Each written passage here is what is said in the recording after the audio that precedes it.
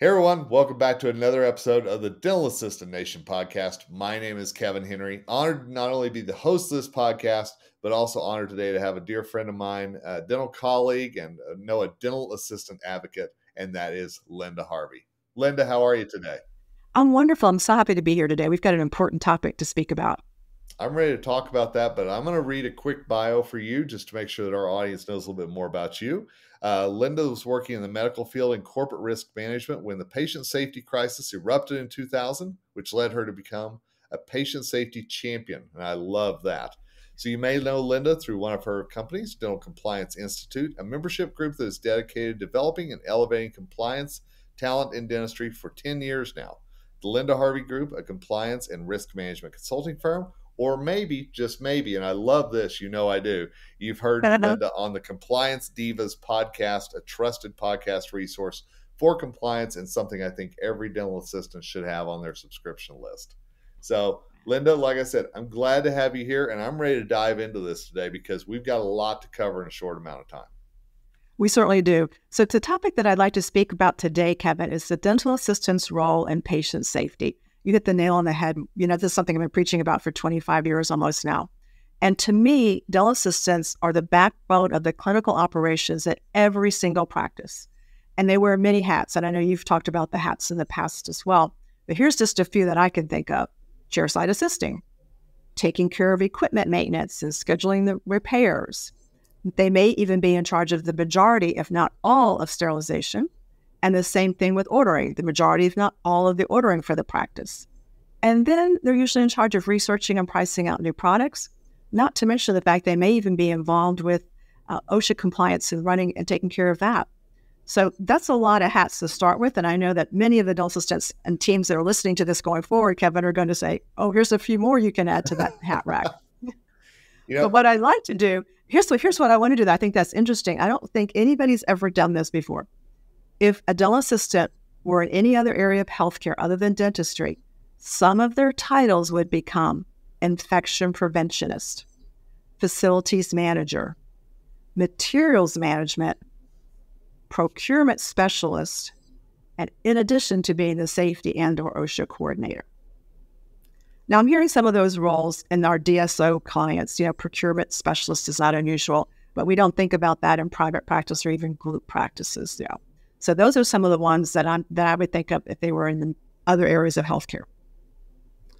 But Kevin, of all those titles, the one that's missing is the patient safety champion. I love that. Yeah. You know I do. Here in Florida, because of the medical errors crisis, we've been taking, I'll say a little 2-hour CE course for 25 years on preventing medical errors. And in the state of Florida, dental assistants aren't licensed, so they may or may not be taking the course. Other states are quite varied, as you've talked about in the past, with dental assistant education requirements and whether they're licensed or registered or certified. So it's quite varied. But actually, the dental assistant spends a lot of time with the patient. How many decades would you say now that they've been scheduling the dental assisting time on the patient schedule, right? Yeah, right. There's patient time, there's doctor time, you know. So there's this dental assisting time, seat the patient, get everything ready. Then there's doctor time. Then there's more assistant time. So the dental assistants, you play a key role in all this. So I hope that we can share some valuable tips and insights with you today. And I love that. I love the titles because I think dental assistants sometimes whenever they go through the day, they don't realize the impact that they have. You know, they know the hats they wear, but they look at them maybe through a different lens than you and I do outside looking in.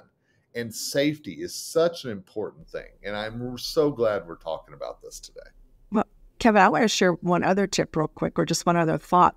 And that is when a patient walks into a dental practice, I want all of everybody watching this podcast going forward to think about that, and the fact that you are holding that patient's life in your hands.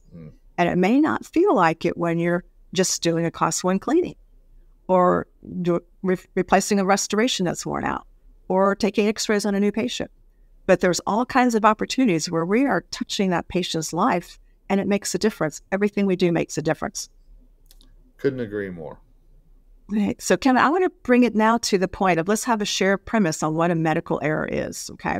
because there's a lot of definitions, but the one that I hang my hat on over the years now is from the National Patient Safety Foundation.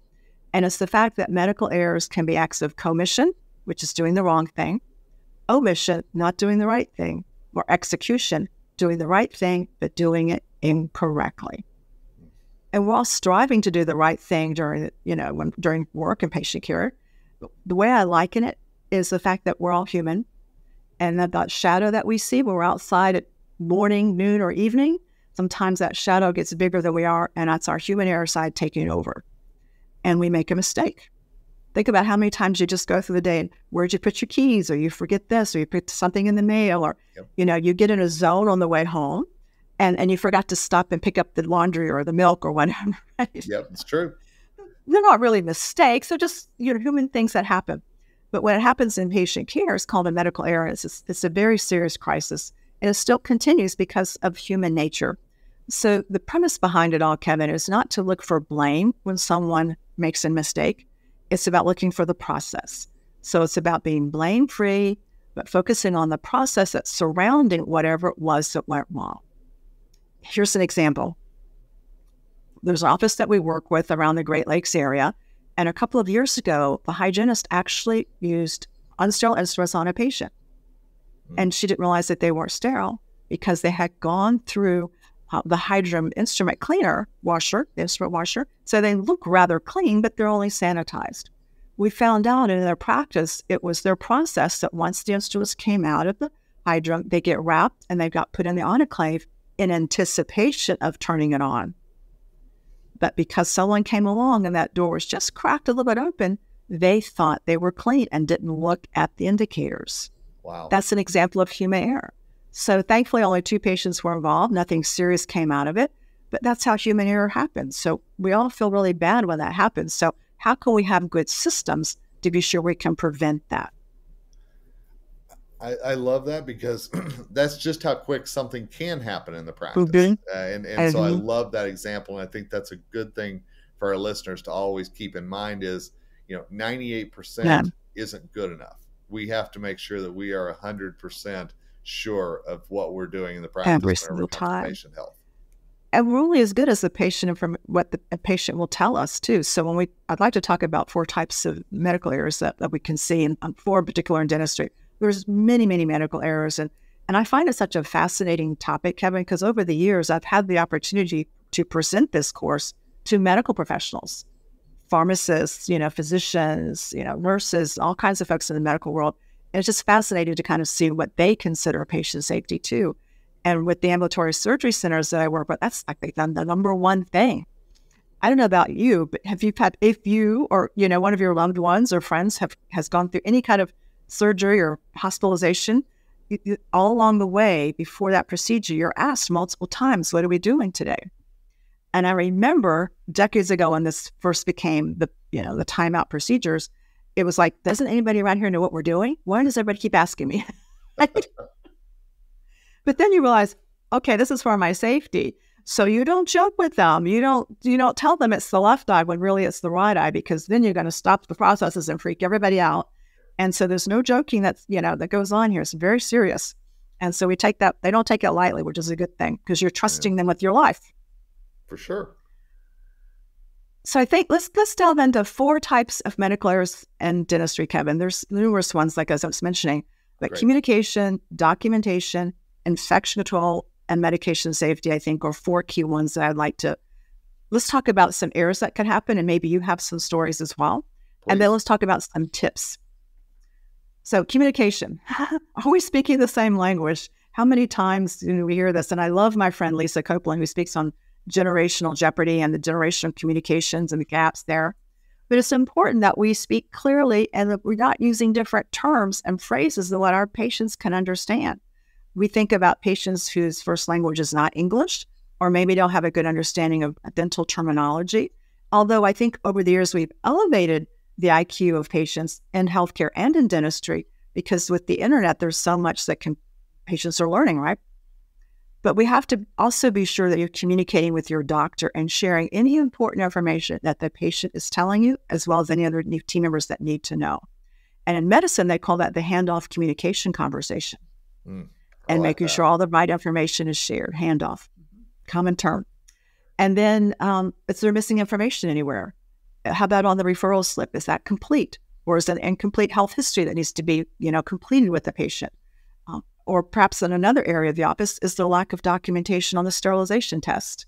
So that's another, kind of communication format as well. Even though it's written, it's the written word is still communication. And, Which brings us to the second one, error, which is documentation, right? So I know you've preached on this too, Kevin, accidentally omitting key information that needs to be documented in the patient record. absolutely.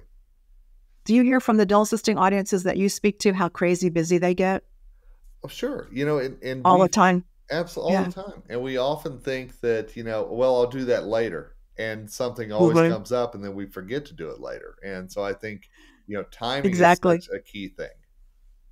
Well, that happens with charting. They get Sure. busy and they don't chart, and they chart at the end of the day or they forget. And then as a Absolutely. result of that, key information is missing, right? That's exactly So right. maybe they're documenting the number of anesthetic carpules that the doctor administered, but what about the percentage of the anesthetic?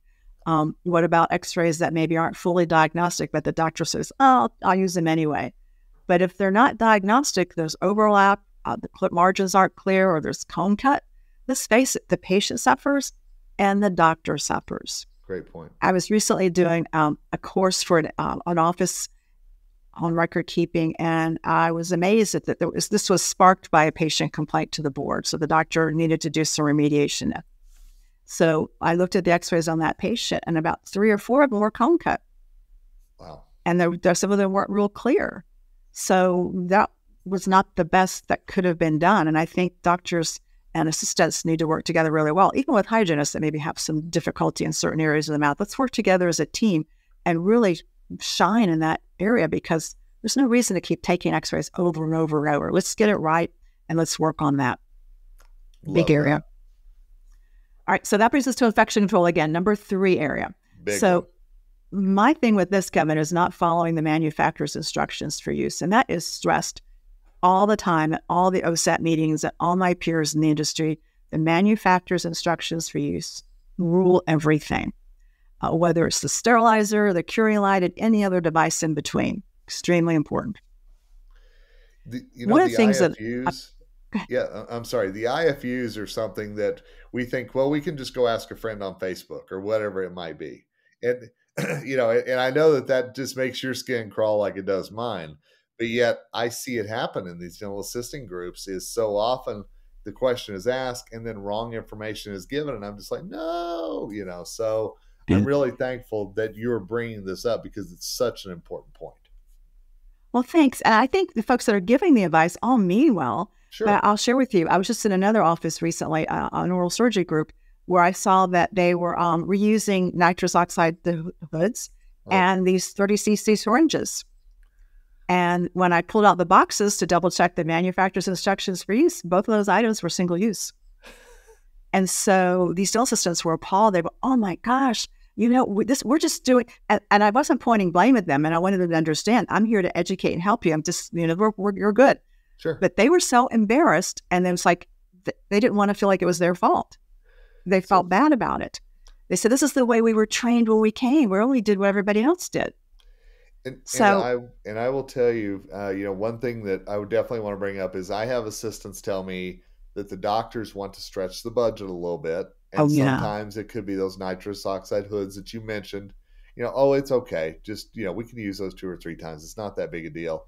But I think it's important for the dental assistants to stand up for this is the right way to do it. This is how it was designed to be used, and really make sure the doctor understands that it's not just something you're coming up with, but you're following the instructions. Right. Kevin, let's take it deeper on that, because there's legal implications of reusing single-use items. So let's talk about that, because I want our dental assistants to really understand that, because they can also say to their doctor, I'm helping to protect your license. Great point. I haven't read every single dental practice act in this country, but the ones I have read all talk about, not reusing single-use items and ensuring that you have a safe and sanitary, environment for your patient care. And that doctor will be in trouble in a heartbeat.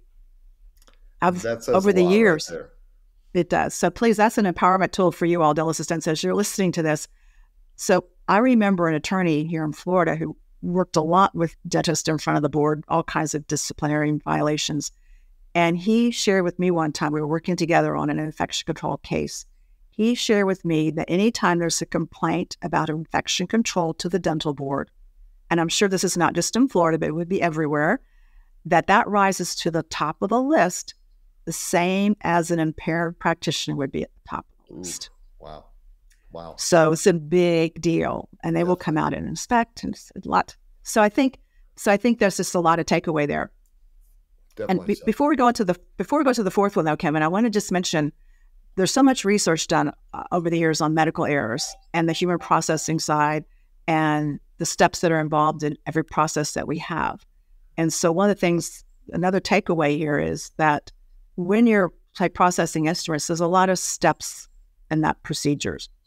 And the research shows that the more steps there are in a process, the more likely we are to skip a step, get them in the reverse order, or commingle them and end up not doing a step effectively or properly, which can happen with sterilization of instruments.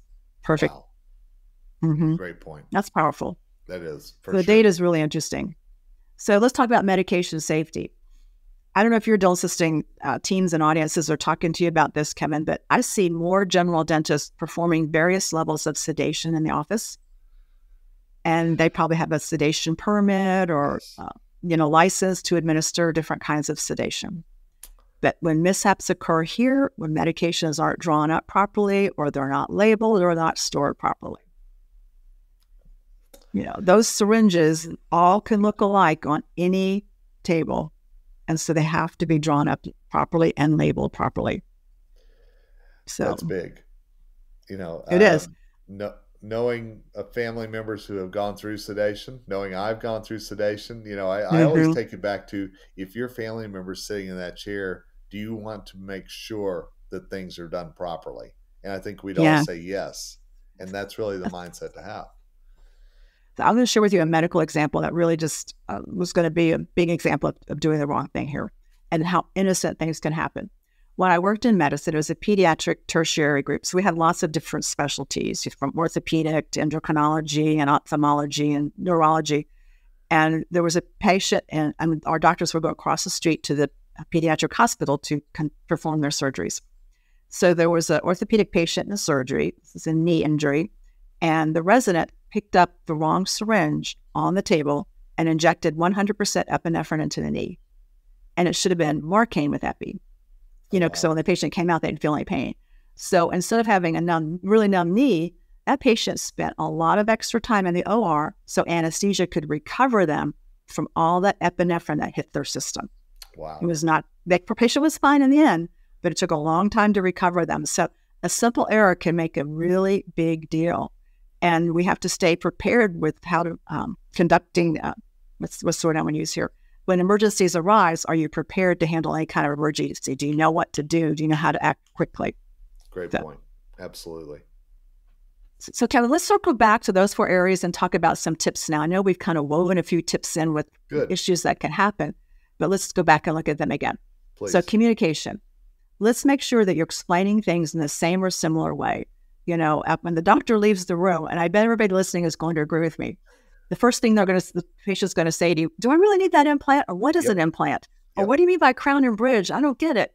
So they're embarrassed, or maybe they start processing it and they need another minute or two, and then they start asking you the questions. So explaining what you can and then bringing the doctor back in as needed, because that's part of the informed consent conversation right there. And that is the doctor's responsibility. But you still need to be able to explain a little bit or answer a simple question for a patient. Absolutely. I love these. How about the different tools and the, educational tools, videos, pamphlets from the ADA or any other professional association? Great opportunities for making sure. And I think many of those come in, I know at least from AAE with the endodontics, they come in Spanish. I haven't researched a lot of others recently because I haven't had the need to, but that's another area of expertise. Love that. Okay, how about number 2, documentation? So we have a lot to say on that, but we'll keep it short. The irony is, Kevin, any one of these 4 topics can easily be a full day course, pretty much. Oh my gosh, yes. So we're kind of paring them down to like the 2-minute synopsis here. But the patient records are important for the continuity of care, the history of care, And they're going to be that defensible documentation if some kind of mishap occurs. And I use the phrase defensible documentation because you don't want defensive records. Then they sound self-serving, and there's a difference in how you write it. But defensible is very important. So I think every office should develop a template or a format for their documentation so everybody's documenting the same information. Now, that being said, I do want to qualify that, Kevin, to say don't use a cookie cutter template without customizing it for each patient. I don't even care for our hygienists who may be listening. If it's a class 1 prophy, not every patient is still not the same, right? So make sure that you're documenting that chief complaint, all the information we talked about earlier, the percentage of the anesthetic, all that critical information, and the specific information that's related to that procedure needs to be in the chart. And because the notes are too... Going back to the communication, everybody has to be on the same page. Use the same language. Make sure everybody understands. If you're going to use any kind of shorthand or anything like that, just make sure that everybody can understand, no matter who is reading that. I know. I've done chart audits for offices that have multiple hygienists, and they don't even document oral hygiene instructions the same way. Oh, wow. And everybody has their preferences, and I'm not picking on any one team member, but I think it's important for everybody to be consistent. So when anybody's reading that record, you see that history. Absolutely. You see that consistent history. So be sure that, with dental assistants, get with your doctors, get it synchronized, and make sure that you are helping to be as thorough as possible, because I know many times your doctor relies on you to assist with charting. Absolutely. All right, let's go back to infection control. I don't know, one of my other pet peeves, right? But it's so important, Kevin, that they stay up to date with all the evolving information and new products that are coming out. That is so imperative, rather than shopping on price for sale here and my sales rep recommended this, and then you try to marry these two products together and they just don't work well together. One of the biggest tips we can offer here, Kevin, is joining the Association for Dental Safety. Absolutely. Formerly known as OSAP, as you and I know, the Organization for Safety, Sepsis, and Prevention. So their newsletter alone is invaluable.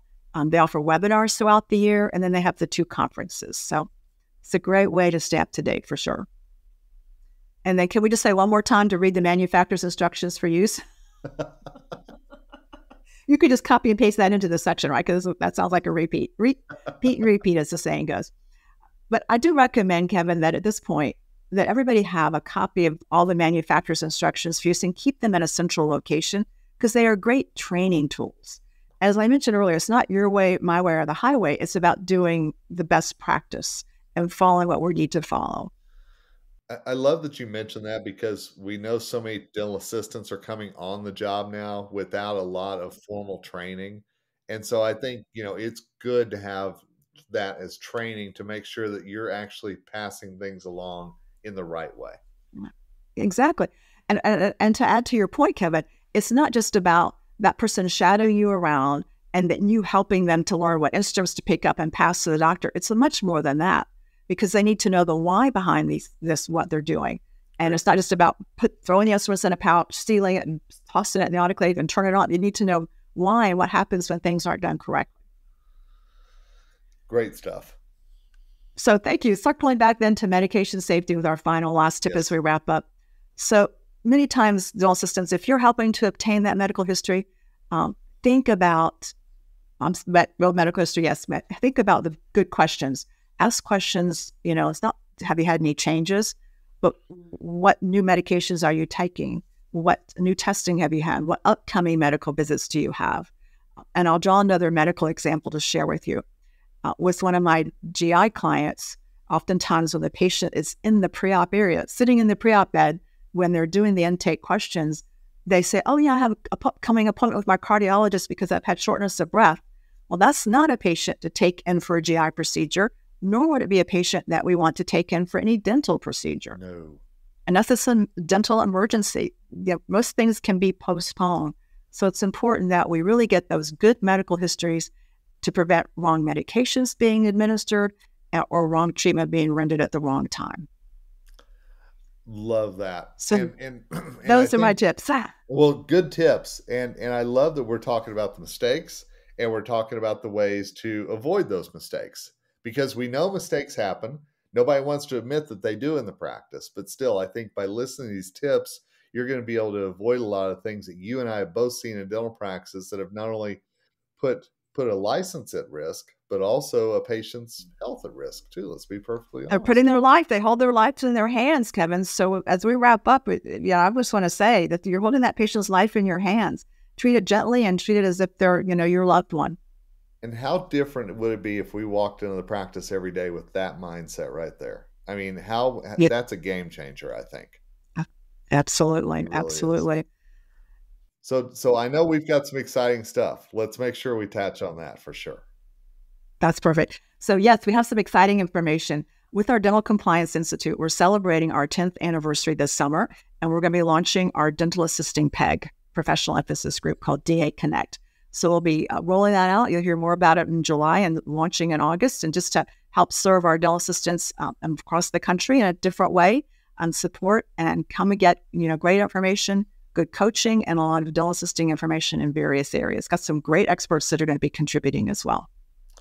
I'm excited about that because it's designed for dental assistants. And, like I said in your intro at the very start, you have that heart for dental assistants, which I love. And I love that this is being created for them at whatever level they are in the practice. You could be a 30-year veteran or somebody who's been on the job for 30 minutes, and there's going to be something of interest for you here. There's absolutely guarantee it. So I'm excited. We're looking forward to it. So I am too. I'm so happy that we were able to chat today and talk about this very important topic of dental assistants and their role in patient safety. Well, I'm going to tell you, Linda, there's a lot of questions that's going to come out of this. And I think, again, going back to that mindset of holding that patient in the hand and their health and their life and everything. Mm-hmm. So let's make sure, where do they get more information about you? Where can they reach out to you and maybe get that information about what's coming so they can plan to be a part of this group as well? Oh, that would be great. They can follow us on Facebook or LinkedIn, Dental Compliance Institute. So follow us there. That's going to be a lot of announcements. You can reach out to me personally at riskteam, R-I-S-K, riskteam at lindaharvey.net. You can reach out to me there and look for us on social media. We'll see all the announcements coming. We're on Instagram as well. I focus on those two because that seems like to be a lot of folks in those two venues. Well, and absolutely. We here at Dental Assistant Nation and Dr. Bicuspid are going to make sure that dental assistants have this information, that they know there's a resource out there available to them. And I am super excited about that. And Linda, I always love talking to you. I know as we're recording this, you and I are both getting ready to be at the Florida Dental Association meeting. And so I'm looking forward to seeing you in Orlando. That sounds wonderful. Thanks for having me. Absolutely. And hey, thanks to all of you for listening to this episode. This is something I love, people like Linda who not only talk about the problems that are out there, but how you can avoid those problems or how you can solve those problems. And so I really want you to make sure, share this with your team. Make sure that this isn't something that you just listen to, but maybe it's a lunch and learn. Maybe this is something that you have where you bring the team together and say, can we be doing things better in the practice? And my guess is the answer is probably yes to that, because even the best practices can still take things a step above. So till next time, it's Kevin Henry, host of the Dental Assistant Nation podcast and editor-in-chief for Dr. Bicuspid, signing off and wishing you nothing but success ahead.